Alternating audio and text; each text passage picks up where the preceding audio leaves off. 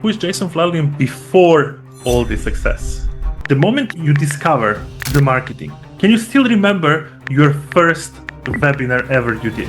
Oh yeah, I remember going on a webinar as an attendee. So Evan Pagan did this webinar, and I went on it, and I'm like, this technology is cool. I had published some products prior to that, so I started by selling ebooks, real simple ebooks, and people liked those. So then I started developing audio programs from those ebooks. People liked those. I started doing video programs back then in 2008-ish. This was around this time, 2008, when I started doing video. Very hard to do video. So I was dipping my toe in the water. And what motivated me was this. I wanted to be able to have more impact and provide more value to my audience. What were your driving force that time? Proving yourself that you can do that new method? Or was the money? I always was motivated by impact.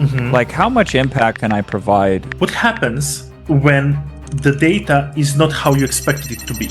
How is your reaction towards this? We get better in some capacity, but we never get worse. And then once you prove it in that environment and you understand and learn things, you can enlarge the environment that you do it in, because the bigger risk is now no longer as risky as it was before. Is it really taking from people, or people still are not able to see the leverage? If you ask AI, write a webinar like Jason Fladlien, it will not give you the right answers. I hate to tell you, it will pretend that they're right. You will be fooled into believing they're right because...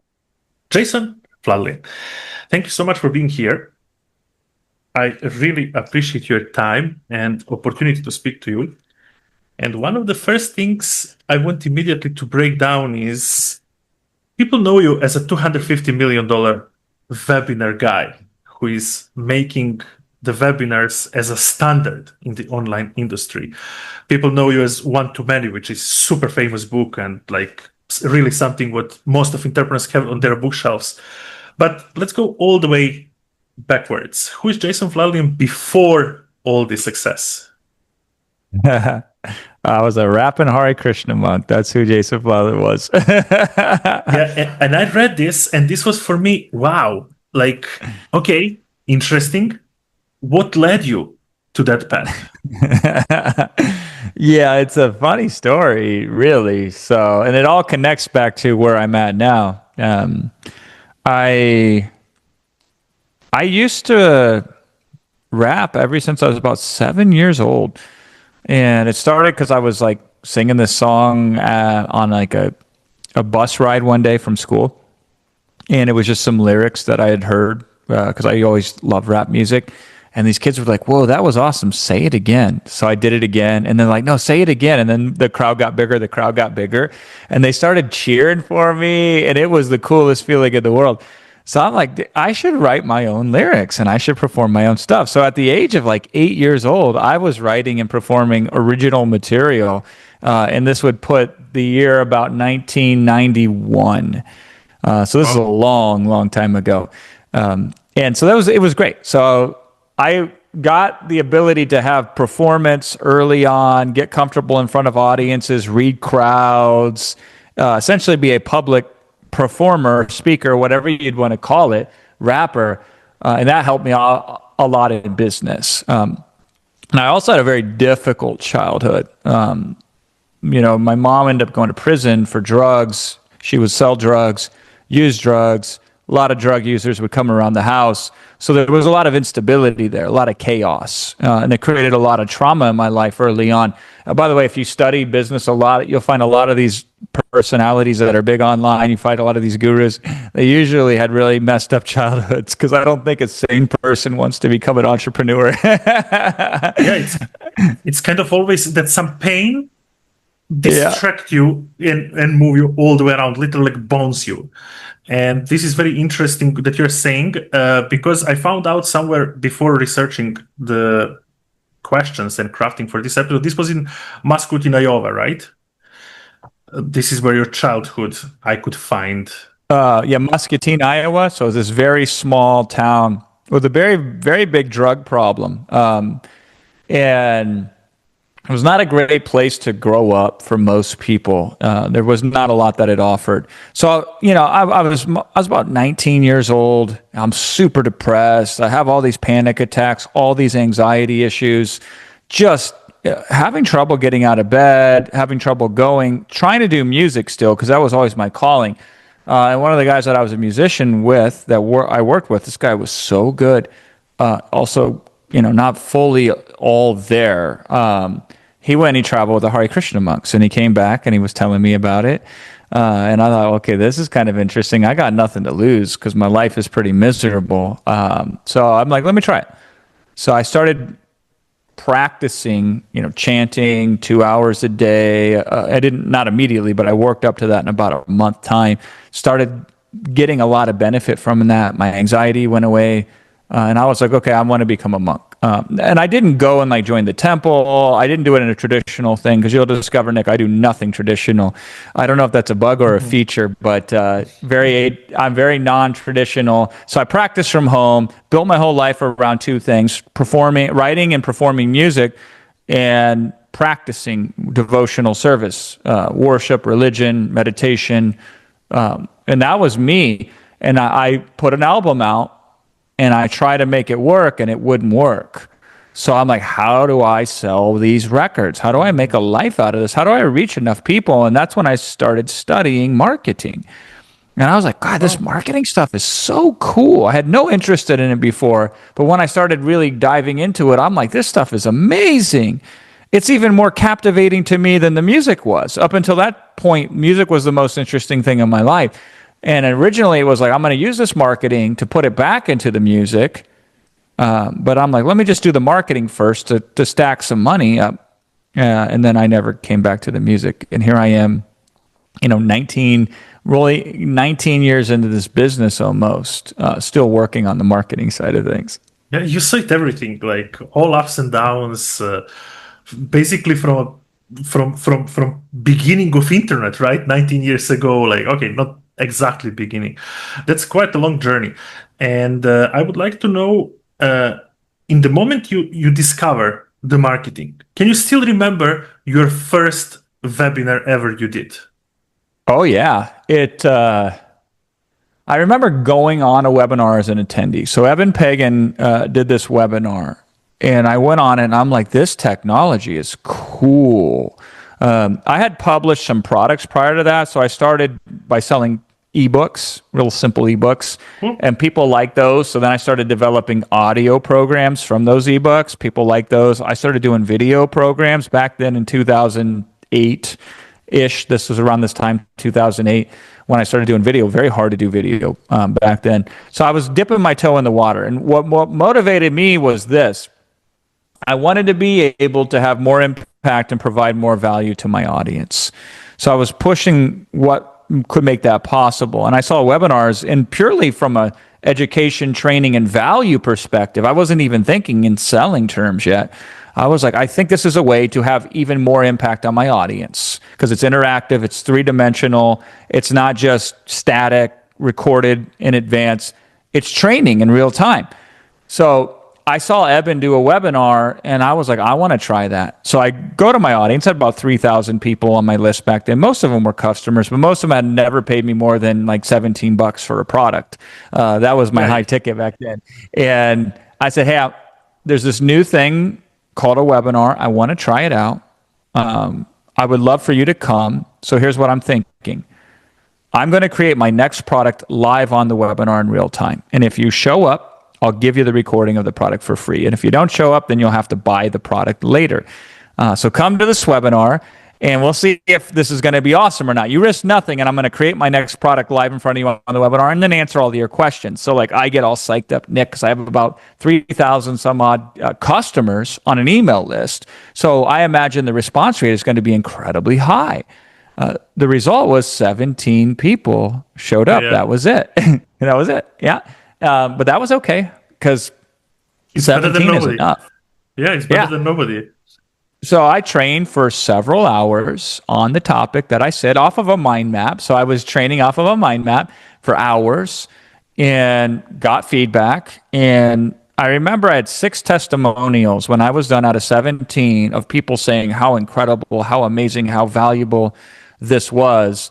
And so I sent an email to my list, and I launched the product afterwards. I took the recordings and I said, hey, you could have got it for free. I'm going to sell them for $27.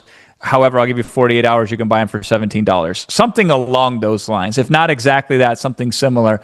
And that product converted like crazy, which was ironic because if they would have showed up for free, they wouldn't have to pay for the product.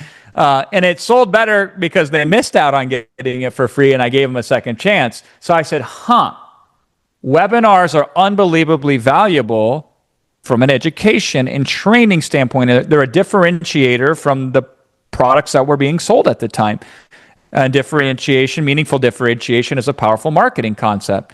So I'm thinking then, how can I repeat this and improve it? And so I had a product at the time that taught copywriting, how to write sales letters. It was a 12-step process, and I sold it in an ebook for $17. And so I said, what if I took each step, turned it into a week, one session per week training program delivered via webinars?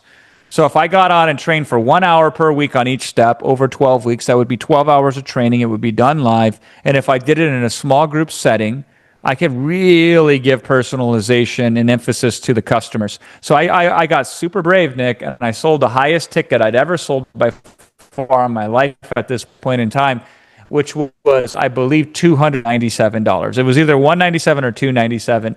And I said, I'm only going to take on, I think it was like 14 people. So you run the math on that. If it's $300 for 14 people, it's not a lot of money. It kind of is, though, because it's like $5,000 just like that immediately. Back that time, probably quite high amount of money. But for me, I was very thrilled, right? Because I'm like, hey, that's not a lot of fulfillment. I got paid up front before I have to fulfill. Turns out later on, I learned some things. 12 sessions is way too much. And they end up being about 2 hours a piece. I end up training for 24 hours. Happiest customers you could ever imagine in your entire life. And I'm like, oh, wow. So I still haven't sold anything from a webinar yet. I've only fulfilled on a webinar, but I've sold it on a written letter with email, like a digital sales letter and an email. So then my thinking goes into, God, if I do a webinar for free and then say, hey, did you like that webinar? Would you like 6 more on the topic? Oh, I'm like, that seems like the easiest sell in the world. It's you give them a preview in the media of the value of what you're selling. Yeah. And then you sell them what I called an e-class. I made up the term back then. More of the same. You give them the kind of the overview in one session. You prove that you can train really well and provide value in that one session for free, knowing full well you can't show everything in a single session. So then the offer becomes, if you want everything, then sign up for 6 more of these webinars I was selling them for $500, $497. Oh, it was rising. It was brave. Yeah, it was rising because, and this is a really good principle for most people, Nick, is they get so worried about price. I'm a huge fan of underpricing initially to a small audience, over delivering on value, and then increasing the price to better reflect the actual value that I know I can deliver. That's still a good deal for the audience. So yeah, it was clear to me that what I was doing was far worth more than what I was charging, and therefore it made it easier to increase the price of it. So I'd sell these little $500 6-week classes. I later found out 4 weeks also works really well. 4, 6, or 8 weeks, depending on the topic, subject matter, audience, etc. And I would just use a webinar to sell a set of webinars. And I did that for like a year. To me, sounds like you saw the leverage, and then you was trying is to shrink the time and deliverability, and to increase in the value and in the price point, which is real entrepreneurship, and I love it. But I cannot go further, but to ask you, what was the platform where you hold the webinar? Because back that time, I'm pretty sure Zoom didn't exist. No. GoToWebinar was the platform that I was using back then, and it was not that great of a platform, but it was sufficient. It was good enough. This is a principle I've learned on webinars that a lot of people, I think, miss the boat on is platform doesn't really matter too much as long as it's stable, accessible, and easy for people to get on.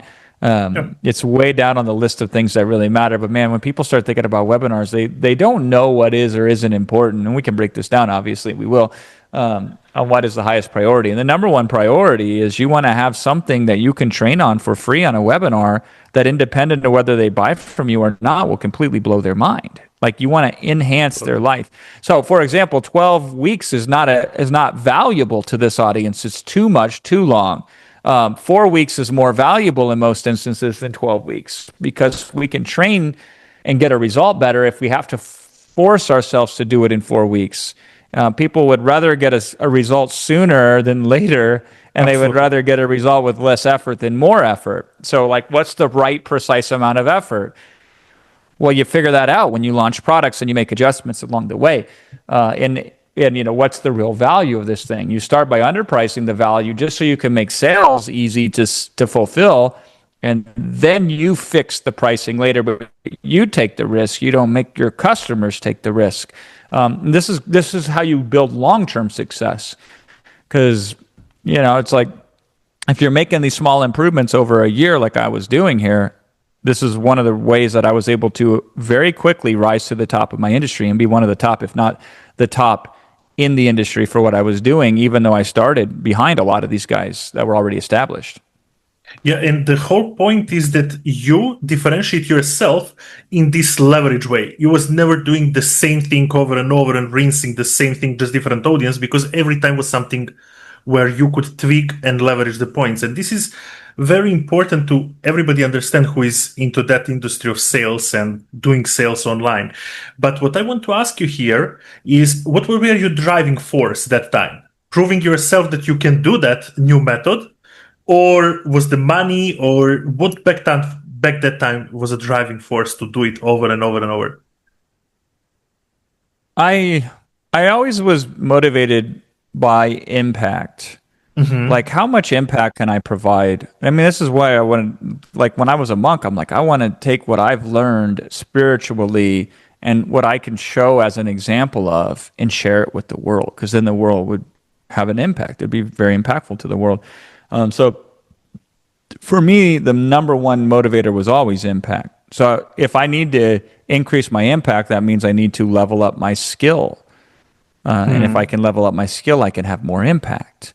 Now, obviously, the money is a huge motivator too. Yeah, absolutely. But when you say, so, the money really helps push you through the hard times, knowing that on the other side of a hard, difficult skill acquisition is a large pile of money. That certainly helps. When you say impact, give me a little bit of context. Do you still today measure your impact to audience and to the clients, and how you measure it? Oh, yeah, totally. Whatever I do, I want to have the best. I want to have more success for my clients than anybody else. So nowadays I partner a lot with clients, which also speaks to impact, because I can't create every solution out there, neither can you. So what I try to do is find the best solutions for those market segments and then put the best marketing around them. Because if they don't buy the product, then they can't get value from the product. So I help get the most people to buy the best product, because it's hard for a consumer to know what is the best product. They see a few offers on a subject from the outside, and then it's hard for them to determine, should I buy this or should I not buy this? They don't have the reality, they only have the perception. So what I do is I get to see all the offers in the market, and then I can work deals with the people who have the best offers, and then that's the easiest stuff to sell, because then I can take their results and transform them to the prospect in a way that they can understand it. That's exciting to me. So it's still the same thing today, and at the heart of it, it is always what programs are getting the best results for their customers. And then if we can magnify that, we magnify the impact. But I want to be able to sell something where nobody else out there can compete with the results that the product provides. That's the goal. Interesting. I'm now curious, do you find yourself more obsessive with what you do or disciplined, considering that you was monk? On my good days, more disciplined. On my bad days, more obsessive. Wow. Oh, interesting. Obsession is not a healthy characteristic, although obsession can make you very productive. So there are times when I do get obsessed, but I tend to try to create the right structure that will be healthy, because long term is where all the value is at. It Absolutely. doesn't matter if you can do something for a day, a week, or a month. It's got to be something you can continue to do for many years so you can benefit from compound Sustainable. interest. Yeah. And not just sustainable. Sustainability means that we set a standard. I want to have something that compounds over time. So it's Mm. something that the more it's done, the more useful it becomes. And so I try to focus on those things. But if I get too obsessive in the short term, I will be better than anybody else, but at the detriment to the long term because, I'll sacrifice sleep. I'll sacrifice food that's healthy for me. I will sacrifice even relationships. I won't prioritize relationships and they'll become, affected. So what we want to do is we want to create discipline that is sustainable and grows in value over a period of time. And that is the biggest secret to success that I could ever tell you. Consistency beats Well, anything in this business. when you say consistency, give me a context towards motivation. What's happening in the moments when you're not motivated, but you still want all this, what is your driving force to perform on the best level and even sacrificing some certain stuffs in your personal life? Yeah, motivation is never a concern for me. I think motivation is overrated. I think also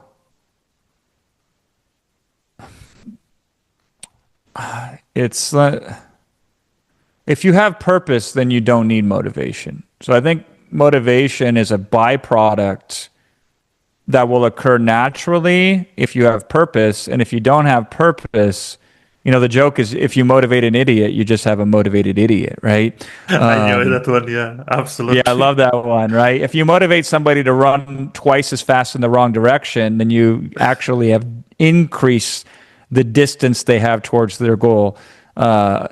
You have hurt them than if you did nothing at all, right? I'd rather you be unmotivated to do things that harm you than to be motivated to do things that are going to hurt you. So I don't really have a high value in my mind in motivation.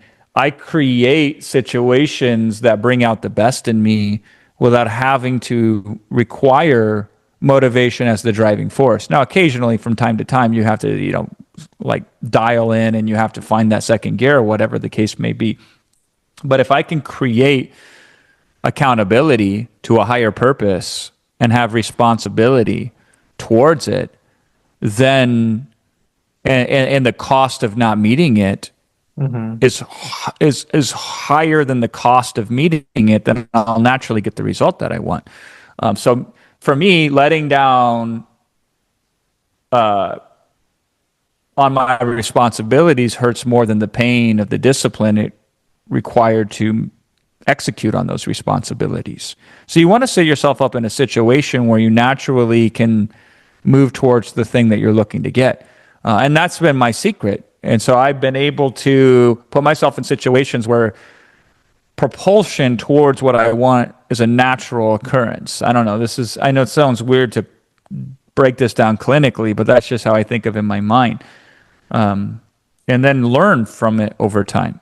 So if consistency is the most valuable skill set for success, then reflection is the way to optimize it the most. You try something, you see what happens, you say, what did I learn from this?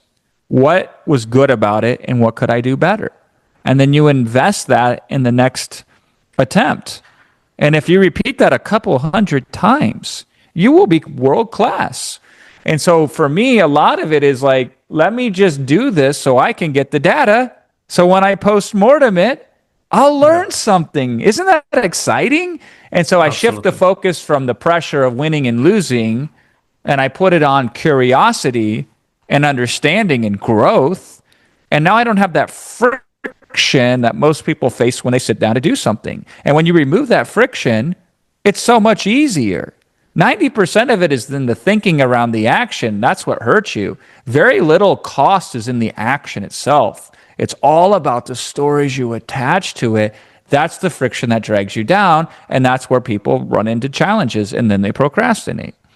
This is very deep.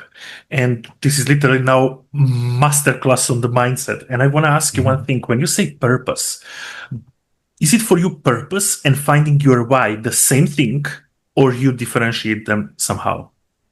They're probably the same thing. Right? So, like, if my purpose is to have impact, the most impact I possibly can, that could be called a why too. And then it's like, okay, so what does that look like? So then the refinement of the purpose starts. Well, it could be this, it could be that. Let me get some clarity around it. And so then the purpose eventually becomes, or again, the why is essentially like the best way that I can have impact is find the very best products or create them. I either create or find the best products to the best markets. So that means I have to reach those markets. So if I can't reach it, then it's not, I can't do it. So then see how we're refining the criteria. So it's like, okay, so it has to be a market that's reachable. It has to be a product that can be connected to that market. And it has to be done over a certain period of time to maximize that impact. Because if it can't be done in a short period of time, it's really hard to leverage the impact of really going into a market and capturing it.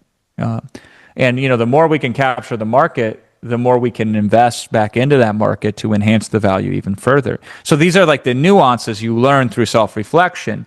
So you have that purpose. Purpose is the world's greatest alarm clock. And then that you invest that purpose into consistent action, and then you reflect on the actions that you take to refine the actions that you will take in the future. Because you'll take typically the same actions, but it's in the refinement of those actions that the difference between being a winner and being second place, that's where it shakes out. Very powerful.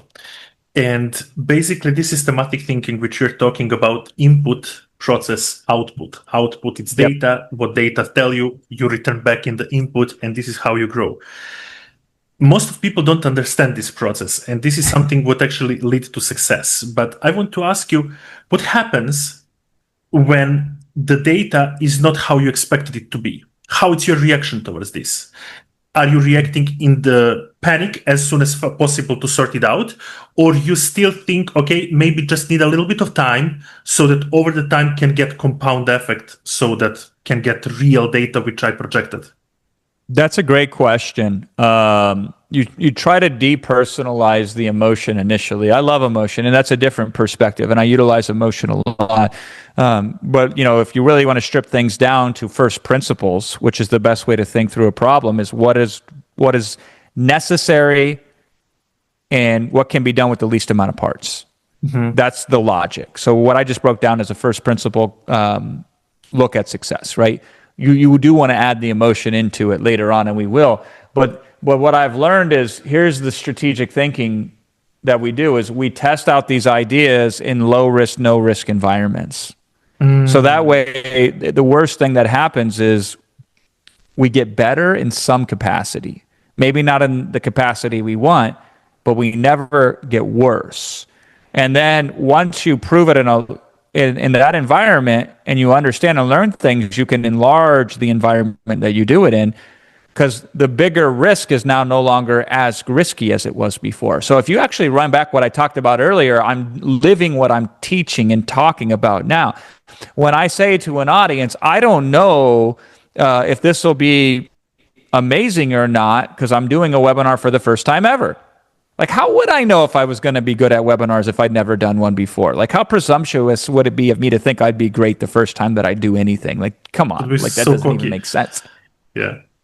Yeah. And by the way, a lot of people will model successful people. So they'll be like, well, that person has confidence, and confidence is a key. So I have to act confident even though I'm not, and pretend I am. And then hopefully I will be, and maybe it'll work. And that's no. So I go to the audience and say, listen, I don't know. So this is why I'm going to do my next product live and give it to you for free.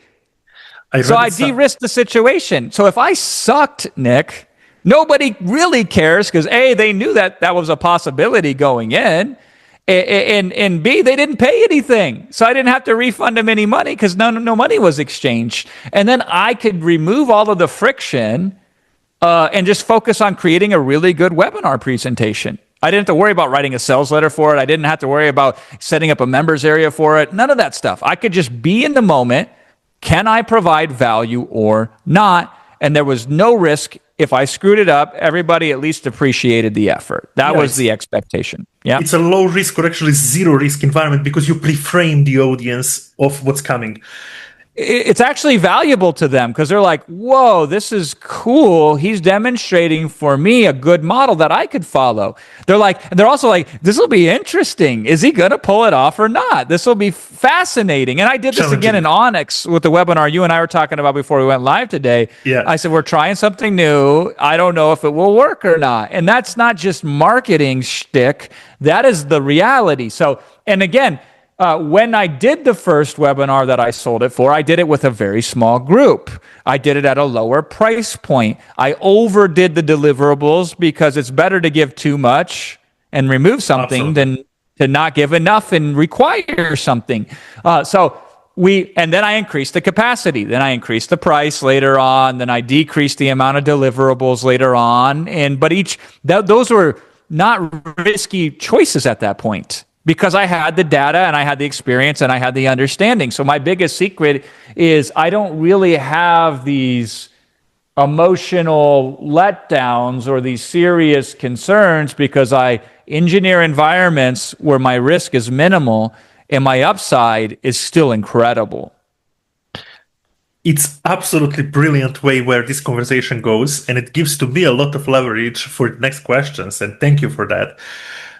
When people say it's a legendary webinar, it's a evergreen webinar, let you break me down this a little bit. What actually does make one webinar, let's call it legendary? Are those results which webinar produce in a sales way, or those are results which webinar produce for the clients so that they can recoup their money which they invested on that webinar and made using that model, or something third? Yeah, it's such a tough. How do you measure if a webinar is successful or not? So this is what you shouldn't do. Look at webinars that I've done. Look at webinars that other people have done, $1 million webinars. I've done some webinars that have been over $10 million, single webinars, right? And to be like, that's success. And I should aspire to that. That is atypical of what a webinar will ever accomplish. It is remarkable because of how rare it is. Yeah. And, as marketers, we have to use that. Just like if you're shooting a food commercial, you don't show the average looking, thing you serve on the plate. You spend 8 hours putting the lights on it and dressing it up to put it in its best light. Same thing. If you were going on the first date, you don't just show up like you would normally hang around the house. You get dressed up. You look classy. So that's what is required in marketing. But the reality is, a good webinar is going to be dependent on where you're currently at right now in your business. So there have been webinars that I've been more excited about that have made even tens of thousands of dollars than webinars that have made millions of dollars. Because at that time, with my capacity to the market that I could reach, with my capabilities to have that result was remarkable. Yeah, like I maximized the amount of impact I could do given the constraints that I had. And so that's how I typically measure successes on webinars. And really, ultimately, the webinar is not the end goal. The end goal is to create a more valuable business. And webinars serve that process. So, if you try to maximize a webinar, you could hurt your business long term, because then you would resort to some of these things where you put too much pressure on somebody too soon to force them to buy from you or not. And then you will get more people that will buy from you, but they won't feel so good about it. So they're less likely to buy other things from you in the future. Because they're so stressed out in the buying process, they're less likely to use the product that they bought. And that's not going to serve you in the future if you have less success stories versus more success stories. And so a lot of people try to model a webinar they're not just frankly ready to even attempt yet, to try to win a prize that even if they won it isn't worth winning. And so what we're trying to do here is to what can we get as the best result possible given all the conditions? Because some of my best webinars haven't made a lot of money simply because the market wasn't ready for the product yet, or there was some external factor of timing that occurred. Like imagine if you were get ready to go live with some Amazon product the day before, and then Trump announces a tariff. Like, it doesn't matter how good your webinar is. Like, you only can do so much in those circumstances, and there's so many things that are out of your control. So to me, a legendary webinar is for you to hit that next level in your business that you're currently not able to break through on. And if you can break through on that, what's cool is that breakthrough sets the new norm, and it allows you now to set your sights on the next breakthrough. How the average prospect changed over the time, going back to your first webinars and today in your eyes? Prospects have more choices than ever before, which is good for the prospect or good for the consumer. Because what we ultimately want is for them to make the choice that's best for them. And then our goal is to make our choice the best, if possible. Absolutely. A lot of marketers, unfortunately, know they don't have the best choice, and they hope that their consumers never find out and find a better version, because then that would mean they wouldn't get their money. That's a stupid way to run business.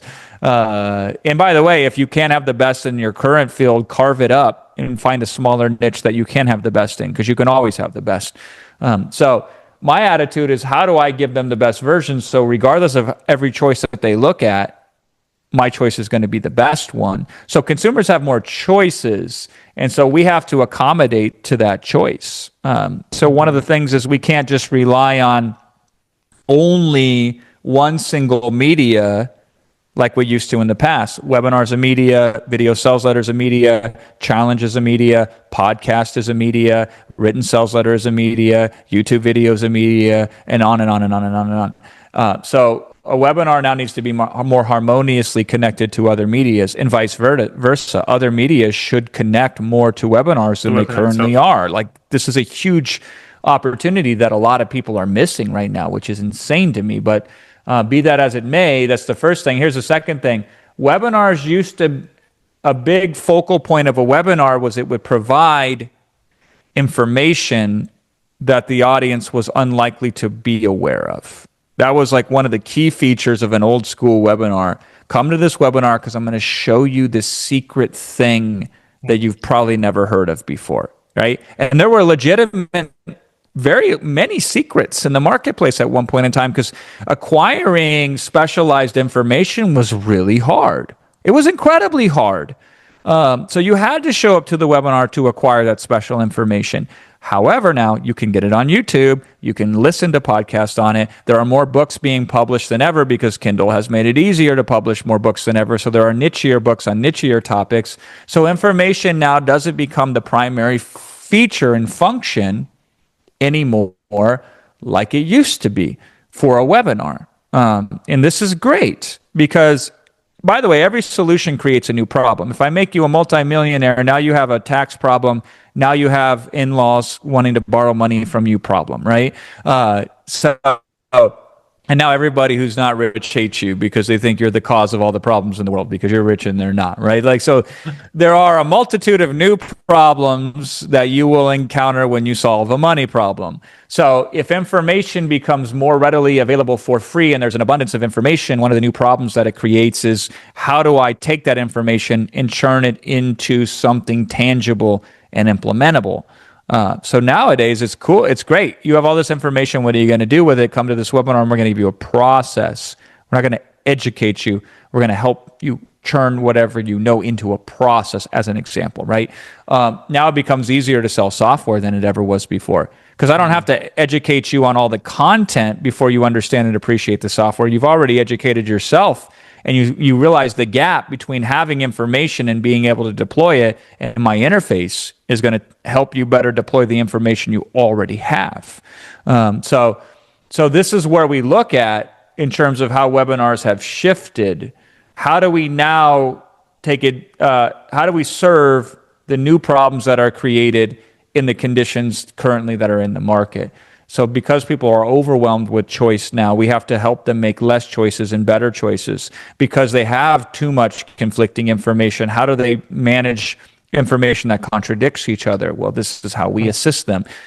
We now emphasize more experiential changes than before. Before, education could create the transformation. Nowadays, we need to do other things to create transformation independent of information. Dramatic demonstrations is my favorite way to do that.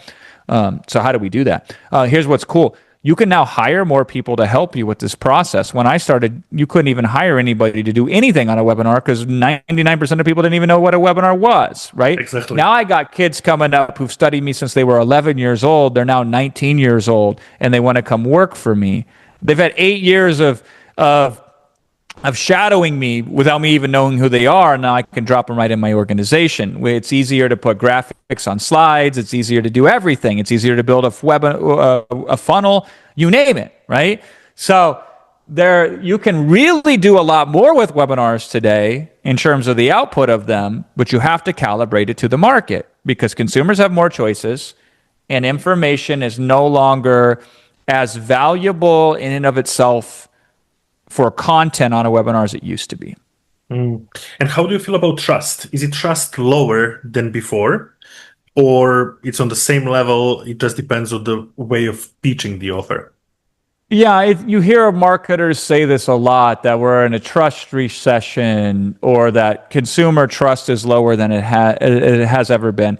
And I think that they're right, but not in the ways that they're describing it. I think they're oversimplifying the problem. I think trust is actually higher than it's ever been if you send the right signals. You now have the capabilities to send more signals of trust than ever before. Because again, if one of the ways you can create trust is to give value in advance, it's cheaper than ever to do that. And you can reach more people than ever on more platforms in order to do that. So I'm like, awesome. It's easier to gain trust than any time in history because I can do that in advance of me having to market them with just the free content that I put out there on the internet. So I don't think trust is lower or higher. I just think that you have to send out different signals now to communicate to somebody that I am trustworthy.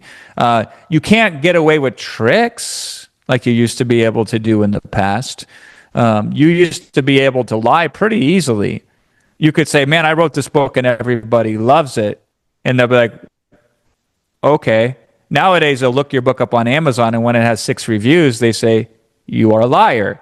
So it's like, I can say now, and my book, One to Many, is a nichier book, so it doesn't have mass market appeal, but it's the #1 best-selling book on the topic on webinars, and you can verify that yourself. You can go to Amazon, and you can see it. You can see that it has almost 400 reviews, and my average review is 4.8 stars. Now, I didn't do any shenanigans, and quite frankly, I never pumped the review numbers. I didn't even optimize for it. Next book I launch, I'm going to do more optimization just to get the reviews because we've sold lots of copies of that book. So the review numbers are very low on it. But to have a 4.8, which rounds up to 5 stars on Amazon, like nobody has a rating that high in that space for that book. And I don't have to mention that. You can independently verify it as a third party, right? So it's like, it's harder to fake things than ever before.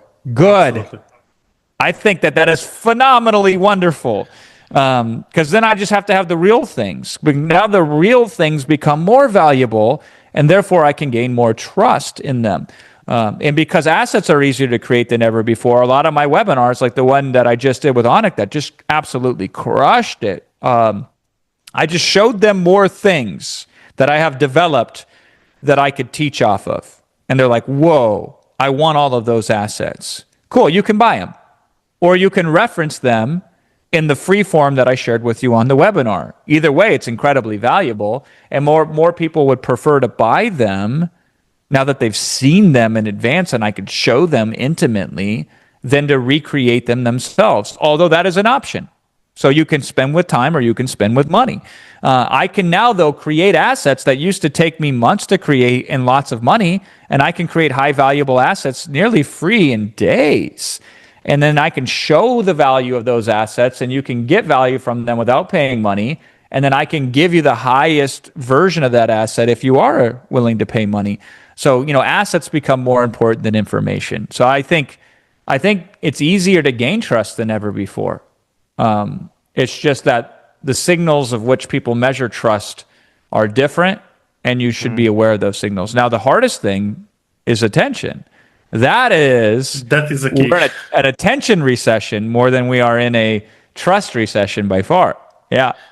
Yeah, and actually, being a part of that webinar which you did with Anik, I realized one of the things is that people have attention, but they still question: is it real? Is it AI? And this is something what you're actually speaking here, that it's about being honest, being true, and leveraging these points better than bringing trust on any other points. What it's interesting for me now to ask you is, do you believe, after coaching and working with so many people, do you believe that every entrepreneur can hold a webinar? Yeah, I don't think everyone could do it well, but everyone could do it. Okay, that's interesting. Because my next question prior to that is, what is something what you believe that person must possess in order to do a good webinar? Is this charisma? Is this certainty in the offer it's going to be presented? Is it pre-work so that people really trust to that person even before coming to the webinar, like brand? What is for you? Yeah, so I believe every organization can do a really good webinar. That doesn't mean every individual in that organization has to do it. It's you should have a webinar that shows the best version of what your company offers in a format that people could consume it all at once, right? So I have no problem with short form content, Facebook posts, Instagram reels, etc. But they can never encapsulate in totality the full value of what your organization offers. Yeah. And even YouTube videos, like 10-minute YouTube videos, can't do that. So you should have a 60 to 90-minute webinar presentation that, if it does nothing else, gives the full, deepest value of what you provide to your audience in the form of service that somebody can consume in a single setting. To me, it's insane not to use it, especially when Google Slides are free. You don't have to pay anything for that, right? Like, you could do the whole thing for nothing. You don't have to hire a production team, So, my book is, I think, $10 on Kindle. So you could buy my book and follow that process to a T, and that will give you the whole process. So it doesn't have to be you that does it, but you should have it created for your organization, 100%. The most important thing that will be successful on your webinar is the offer that you make on it. That is more important than anything else. Do you speak about offer a bit? Yeah. So when you say offer first, give me one idea to better understand you. Most of clients with whom I have been working, they are absolutely in love with their offer. No matter is it offer really good or bad, this is their baby, they love it, and they consistently question, what's wrong with people? They're not buying my offer, it's the best offer over there. So give me a bit of context to that. What actually and how actually should look an offer which goes on webinar? So an offer can't be evaluated independently. Offers must be connected to audiences. So if you're a Muslim, it's going to be hard for me to sell you a Bible. Yep. Yeah. So it's like, I don't care how good the offer is objectively. There is no such thing as objectivity when it comes to an offer. An offer needs to be built for a specific audience. So you have to start there. What is this audience dying to get that they are not being provided to by anybody else? And that if you can solve that, you have something that's great regardless of whether you use it for a webinar or not. Like, because it's the example I always give is this. The metaphor here is, let's say you're a chef and you want to cook a really nice meal. And I say, I got you, I'll bring you over some ingredients. And then I go into a dumpster, pull out some like moldy lettuce and the grossest ingredients you could ever measure. I'm imagining this. Yeah, and be like, okay, cook, right? You can I don't be care if Gordon you're Ramsay. a Michelin star, famous chef, or an average chef. You're not going to make a good meal. Yeah. So the presenter is the chef in this metaphor, right? The ingredients is the offer in the proof elements. essentially.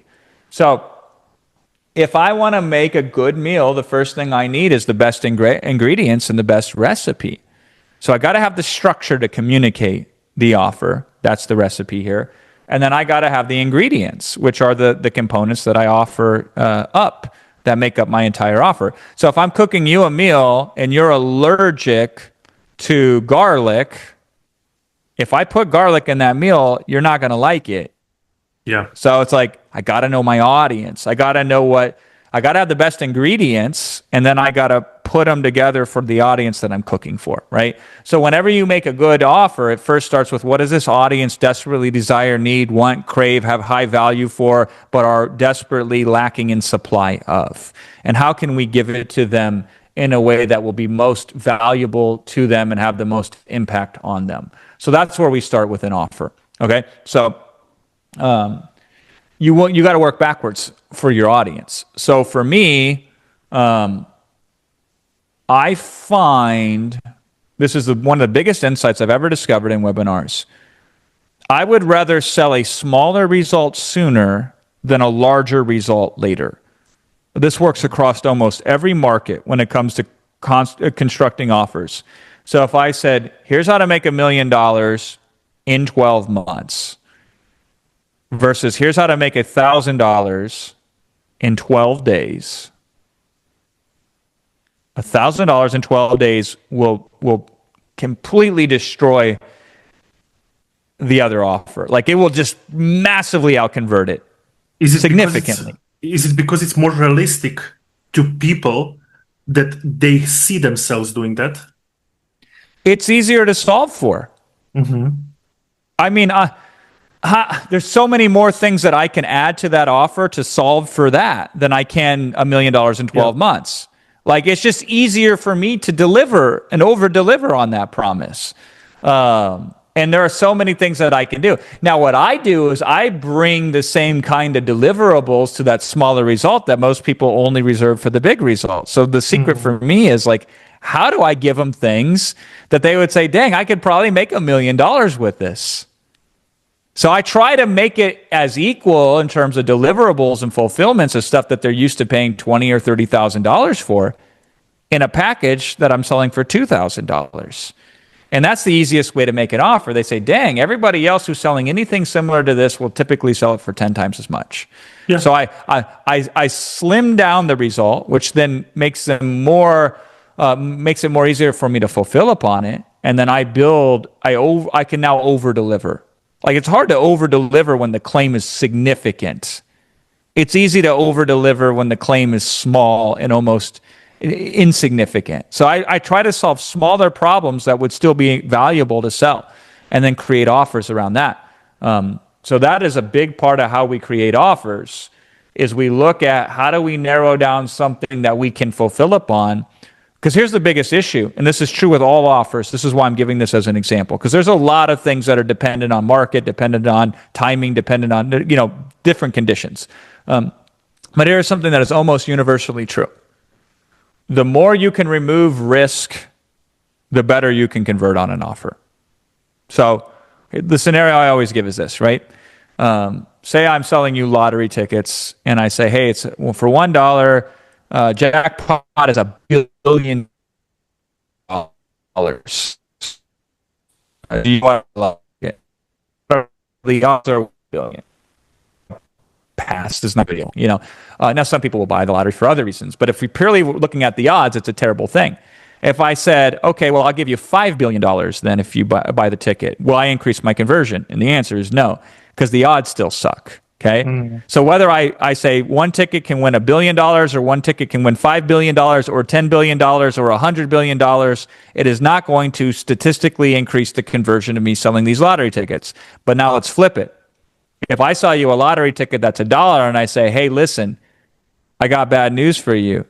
Jackpot is only $2. So instead of offering you $1 billion jackpot, I offer you a $2 jackpot. And you say, that kind of sucks, but hey, what are the odds? I say the odds are 50.1% in your favor of winning. And your response should be, how many of these can I buy? Yeah, because I would build a lottery ticket buying robot.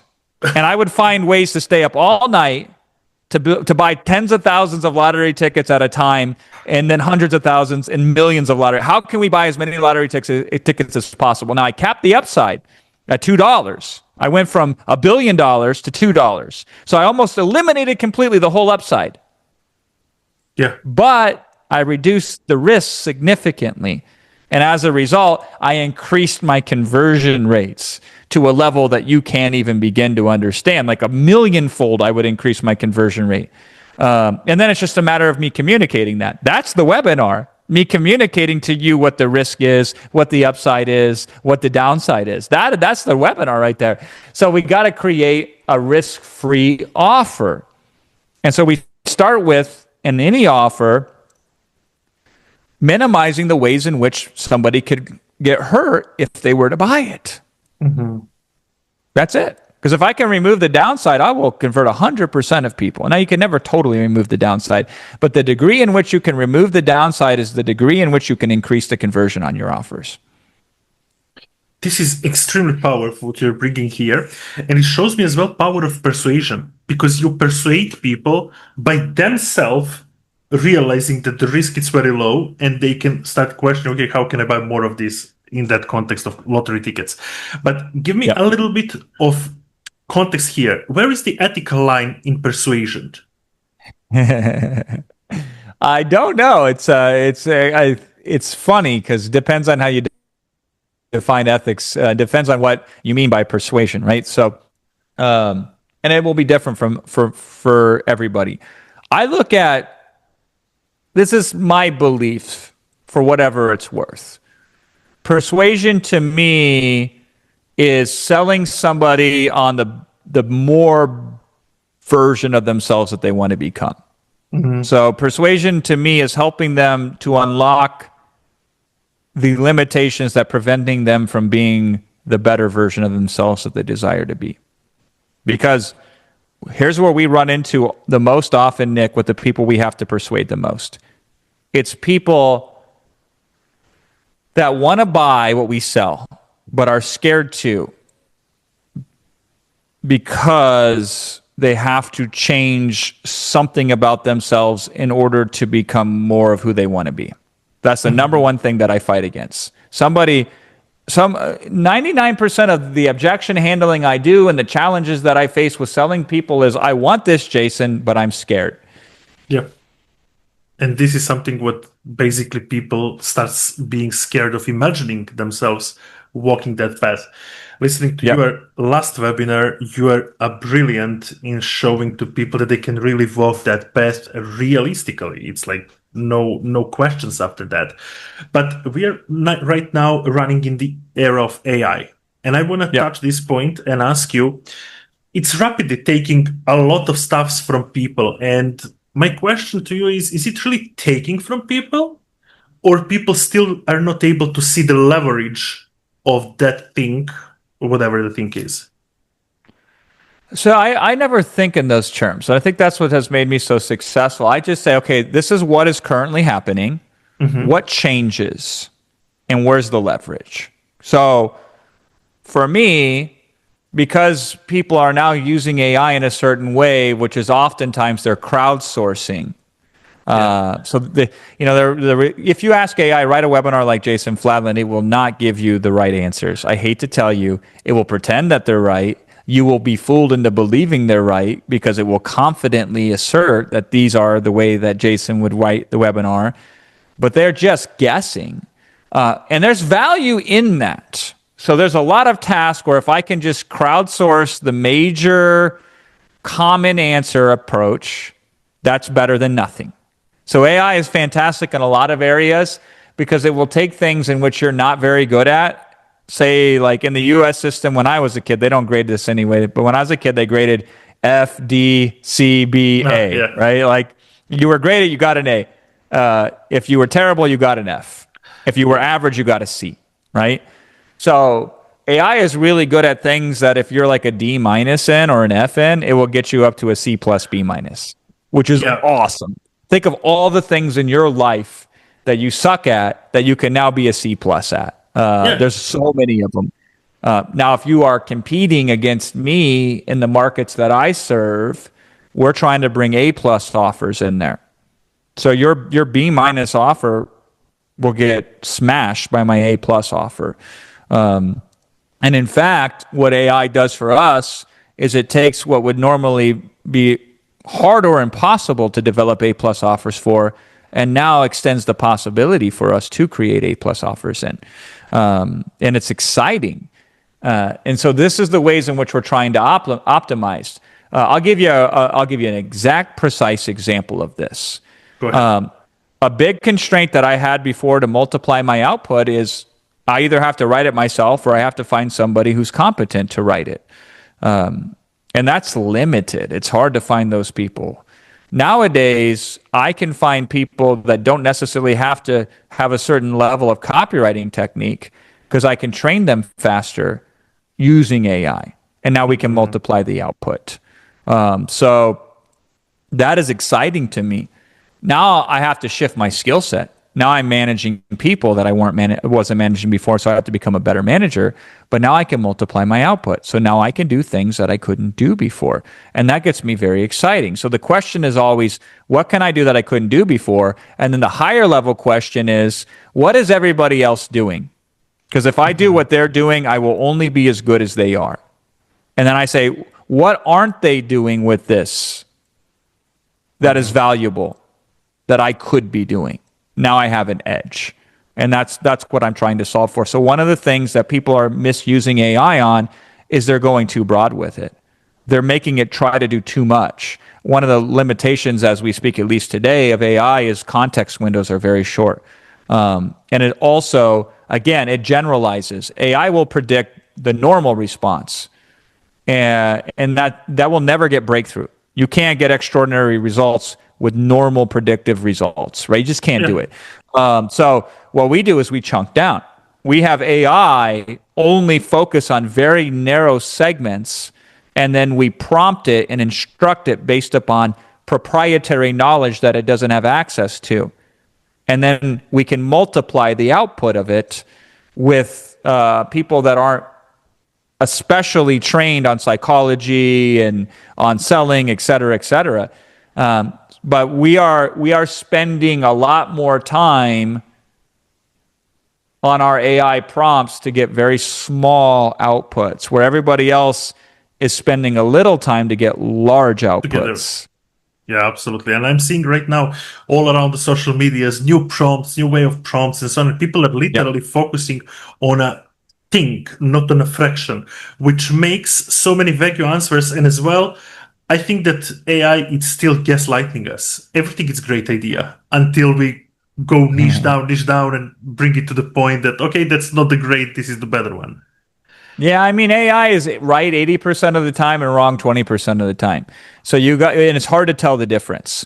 So there will be catastrophes if you listen to the 20%. It will tell you things that will actually guarantee failure. It's just hard to parse the difference between the two in a general usage. But if we put so many guardrails around it that it can't be wrong because we niche it down and we put so much structure around it, then we get the benefit now of really good output. We just got to do it more in chunks and connect them together than everybody else does. But I'm okay with that because this is a huge leverage point that we didn't have before. And that's exciting to me. Yeah. And it's time saving looking at the long distances if you're doing a chunk by chunk and saving it. I have a couple of questions more here for you, which I want to we discuss, and they're about marketing and as well about you personally, because your results are not that easy to somebody touch them, to somebody come close.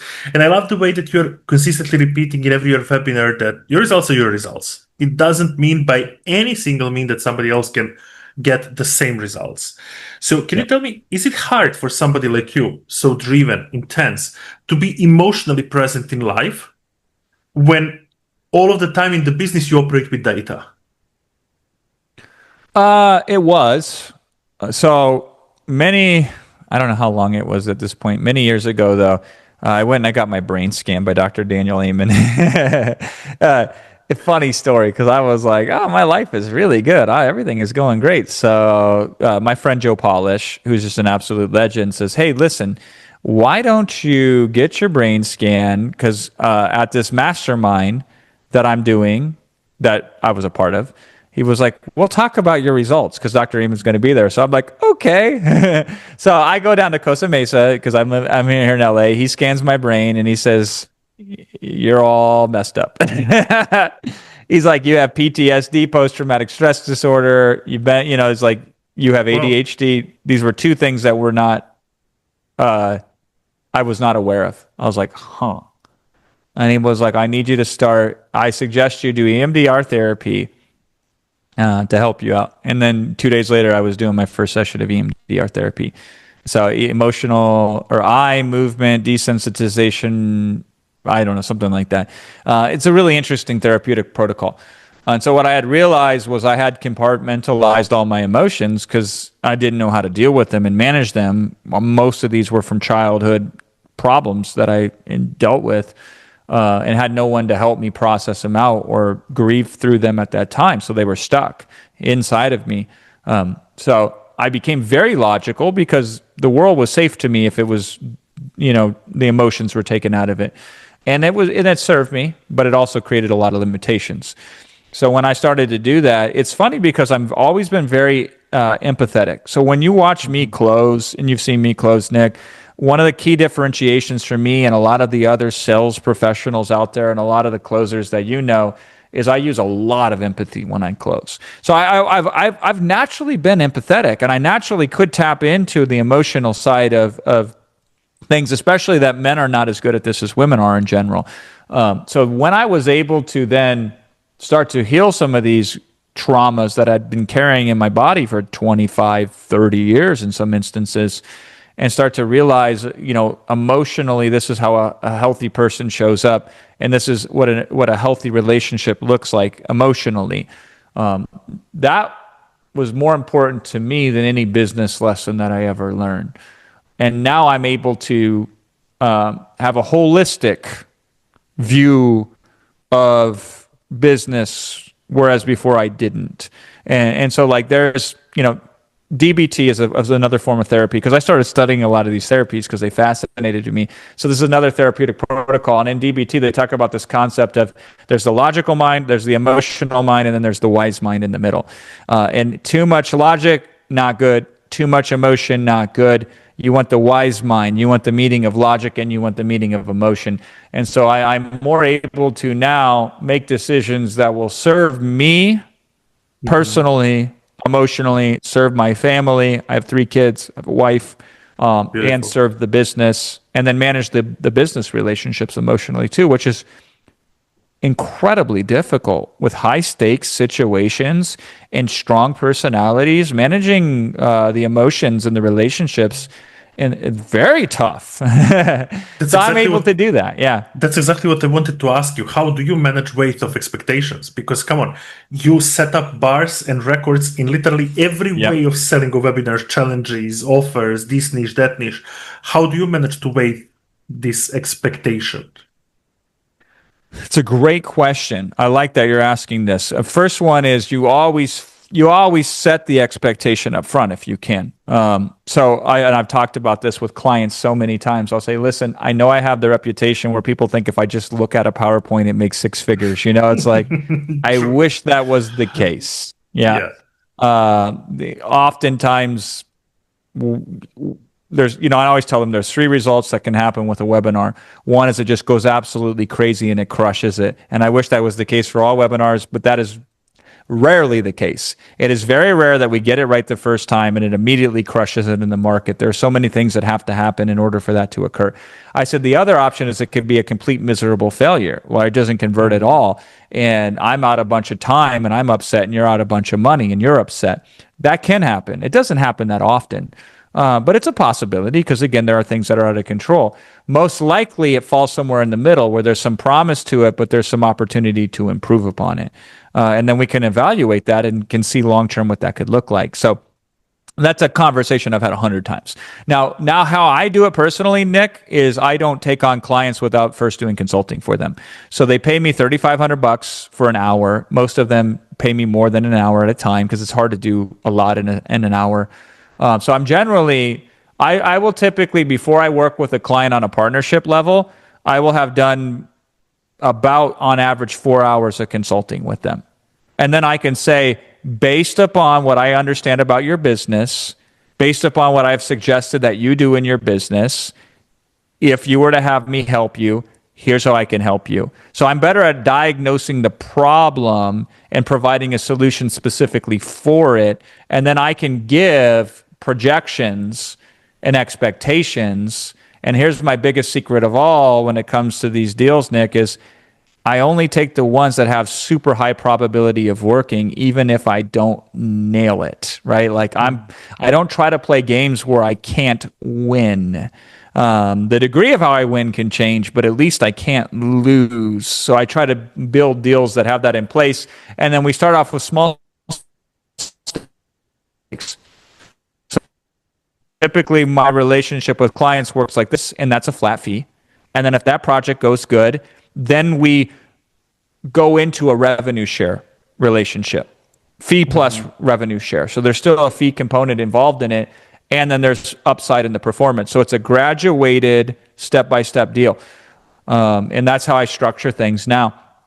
And it works really well for me. I think other people who do it differently, some of them have made a lot more money than me. They're willing to take the risk of not meeting an expectation because that's inevitable that will occur, and it doesn't bother them.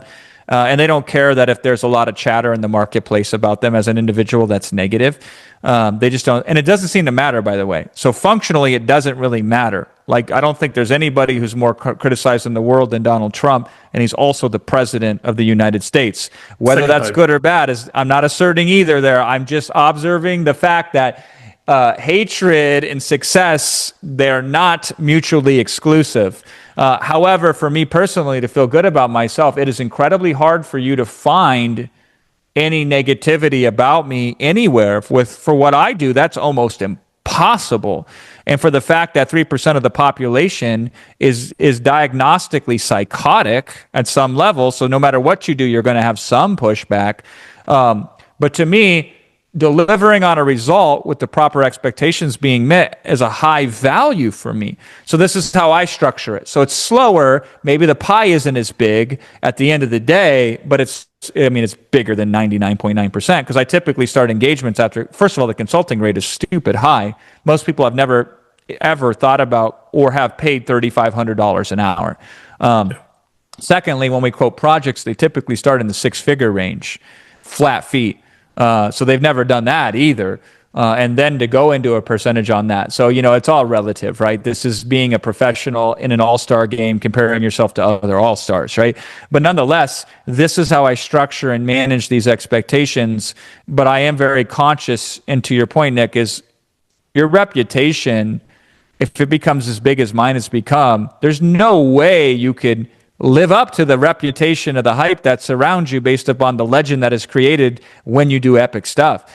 So you have to actually tailor it back down. That's exactly what I want to ask you. And here is the thing. Rising your reputation over the time, rising your business, living the life of such a numbers, and always delivering more.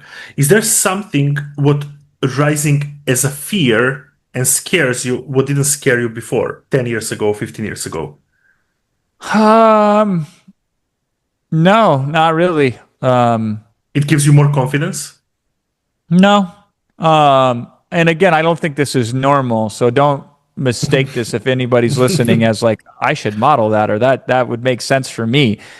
Me personally, I measure what I do based upon what I deliver.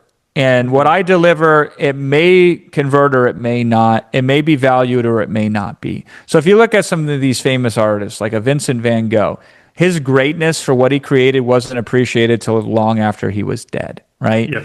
So if I have to measure my value based upon market receptivity, that's dangerous. So I measure it based upon, I believe that I should be able to output this amount of value. And then if I do it, I'm satisfied. So as my scope has increased, in terms of the value I ascribe to, my skill set has also increased. And so I just try to push the stretch goals that will make me grow into more of who I am every year, and see where I can take it, but not be too attached to the results. And I think a lot of this comes from my monk background. Like Bhagavad Gita is essentially our Bible, and Bhagavad Gita is such a brilliant book where Krishna is on the battlefield with Arjuna. Krishna's God, but he's playing a charioteer. It's very interesting, very exciting. And Arjuna is his devotee, and Arjuna says to Krishna, he says, I can't fight this battle. I can't kill these people because some of them on the other side are my family. And so I want to run off into the woods and do a cave and be a renunciate. And Krishna laughs at him and says, like, these people are already dead, whether you kill them or not, right? Like, it's a very fascinating perspective. Your job is to operate within your dharma, is what it's called, your duty. This is your role. And as an instrument for God, as a devotee, your role is to provide service based upon who you are in your spirit, right? So it's not that Arjuna excuses responsibility. Now he looks at it and has a different attachment. He doesn't have an attachment to, I am the bearer of the fruit, I am the killer, I am the creator, because that's God. It's, I am doing my duty, I am living in my essence. And if I live in my essence, then I'm successful. If I live outside of my essence, then I'm a failure. And so he does the same role he was going to do, but he has a new perspective on it. And so that's what I've looked at too. It's like, I come in and I live in my essence, and then the results fall how the results fall. And if they're great, great. If they're not great, great. Because I did what I was supposed to do, and I can live with myself and feel really good about it. So this is why it hasn't really changed for me, right? It's just the natural progression of what was supposed to occur. One more thing. Leading through all that success, have it ever pushed your ego, to you start making certain decisions towards the results you made, and to say, hey, come on, like, even though you guys disagree, I made this behind me? Or you're still doing it on a way that you suppress your ego? I try to. I've gotten better at it. So when I really hit a tear in 2015, we did this launch as an affiliate, made $9.8 million in sales, still a record to this very day, 10 years later as an affiliate. And we made all this money, and then the back end was insane. So I'm just swimming in large amounts of money, and it's very exciting. And I start hiring a lot of people, like six-figure salaries, multiple ones. And I probably lost $8 million. This is why I'm not as rich as everybody thinks I am. They see my successes, they see how much I earn, but they haven't seen the dumb mistakes that I've made. It's really easy to make a couple dumb mistakes and lose millions of dollars. It's fascinating. So I hired a bunch of people. What do I know about hiring? I don't know anything about hiring. But why would I think I was... Yeah, why would I think I was good at something I have very limited experience in? And by the way, never called to me. So probably already is a good sign that I'm not going to be very good at it, because it hasn't called to me. And then to do it as recklessly and as fast as I did, thinking that I could hire and that hiring made sense, it violated the principles that I was telling you about. If we were to hire, we should have started small. We should have started in a risk-free situation. But some things you got to learn by doing them wrong before you can do them right. So when we did the launch in 2021, 2022, I can't remember the exact year, we did a $57.9 million launch in 226 days. It never been done before in the space. Still hasn't been done. So this is yet another record, right? We never hired anybody after that. Because it wasn't required. It didn't need to be. And I learned in the business that I'm in, because each business is unique, each industry is unique, there are cycles. There are cycles. Sometimes it's feast, sometimes it's famine, sometimes it's sunny, sometimes it's snowy. And so money can come in fast and it can stop just as fast. So if you have a variable amount of money that comes in, but you have a fixed cost, When the money quits coming in, the cost does not. It stays the same, and they're hard. Some of these costs are to unwind. And so we've been able to make better decisions on what we put our cost into. And we learn. And I've gotten better at hiring, although I'm still not a pro at it. And I've learned more. But yeah, I still make these mistakes on a consistent basis, but I've also disciplined myself because I used to have this attitude, Nick, that didn't serve me very well, which is if I believed something was right and it was the right thing to do, I would fight and argue for it, even if it hurt me, right? So it's like, it's a stupid characteristic, this righteousness. So nowadays when I work with clients, and I work with the biggest names in the industry, like, you would know them. It's this. I come in, I provide what I think is the objective best advice. They evaluate it. If they want to execute on it, fantastic. If not, then I execute what ultimately they decide is the plan. And I set aside my feelings on whether I agree with it or disagree with it. My role is to provide what I think is the best, and then if they disagree and they provide an alternative, my goal then is to take that alternative and do the most with it that I can. Because I'm not always right. And so, but even if I was right, it doesn't help the client by creating the argument and the friction and the fight. And even if, because I've done this before, because I'm quite convincing, believe it or not, obviously everybody knows my persuasive capabilities.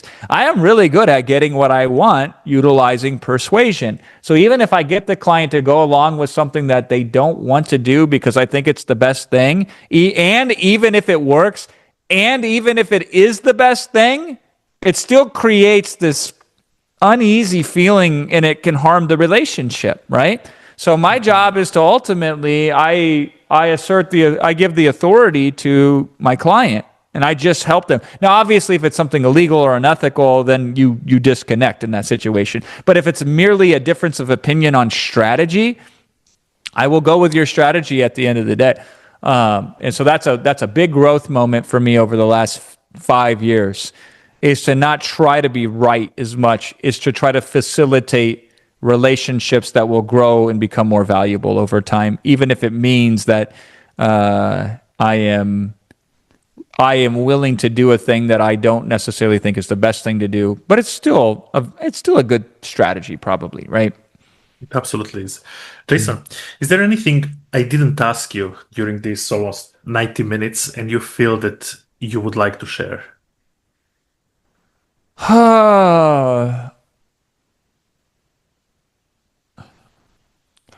Yes, I'll tell you this. I am more optimistic about the future than ever before, which is it's very counter what is being messaged out there.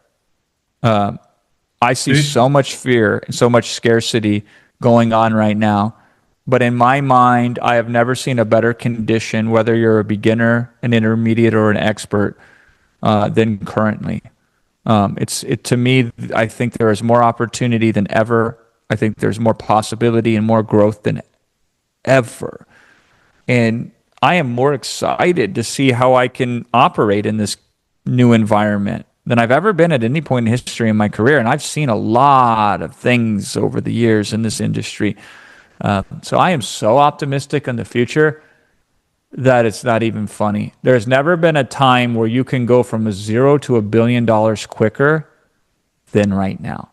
Instagram did it in 2014 with a handful of employees in a very short period of time, but 2014 was a lifetime ago. So there's an abundance of opportunities out there. Now, there are things that are more difficult than ever before. That is true. But the overall upside is greater than ever, and the ability to do it risk-free is easier than ever. And that just gets me super duper excited. Can you tell me something what is most difficult to stay today? Do you mean about authenticity or? The sales cycles tend to be longer these days. Mm-hmm. So a consumer says, I don't want to go through your funnel. Don't force me to go through your funnel because I know what a funnel is and I don't want to buy on your terms. I want to buy on my terms, right? So great.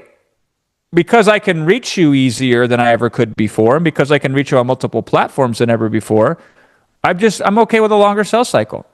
I just program the business to reflect the fact that there's going to typically be a longer sales cycle. Now, this is not for me. My sales cycles are still pretty freaking good, but I have capabilities that most people don't have yet, right? But for traditional, normal businesses, just lean into it. It's going to be a longer sales cycle. However, there are more people you can sell, and there's more money that they will spend with you in this longer sales cycle. So it's overall a net positive. But the seeds take a little bit longer before they bear fruit. But they bear more fruit, and there's more seeds that you can plant. So to me, it's just like that is a function. If you get mad at the sun for rising in the east, it's still going to rise in the east. There's nothing you can do about that. So let's not fight battles that we are guaranteed to lose. Let's just lean into that. Branding is more important than it's ever been. Fantastic. We just got to learn how to brand effectively, and we're going to get more benefit than ever because branding is more effective than direct response marketing. It requires more inputs. Well, let's just learn the inputs, And so I'm like, okay, cool. It's just different. It's just different. And so if we embrace those differences, there is more upside than ever before. Here's a simple fact, Nick, that only an idiot would argue against. There are more people online, and they spend more money online. Yeah, than ever before. Than ever before. I used to have to explain to somebody that it was okay to put their credit card information into an online form. I can imagine that. Yeah. I used to have conversations with people, Nick, where they'd be like, do I need a website? Local businesses. And the answer is like, it's so funny because then you did, now you don't. So you don't even need a website now, but there used to be the conversation, should I even get online, right? So if you think it's hard now, young man and woman, I sound like some old grandpa, right? Back in my day, right? It was incredibly difficult, but if you could break through, there was less competition. So therefore, you would see quicker wins sooner, but the pies were smaller. I don't know, man. It's crazy to me. It's crazy to me that there are opportunities out there. I'm not saying it's easier or harder. It's just different. What is harder is different, and what is easier is different. It's gonna be hard. I don't think the degree of difficulty has changed. It's just what is hard has changed. And so to me, that's exciting, though, because the same level of hard exists, but if you can conquer hard, the rewards are so much bigger. Bigger, yeah. So much bigger, yeah. Thank you so much for this conversation, Jason. This was my pleasure. This was absolutely brilliant interview. Thank you so much. I really appreciate your time and appreciate all the wisdom you shared today.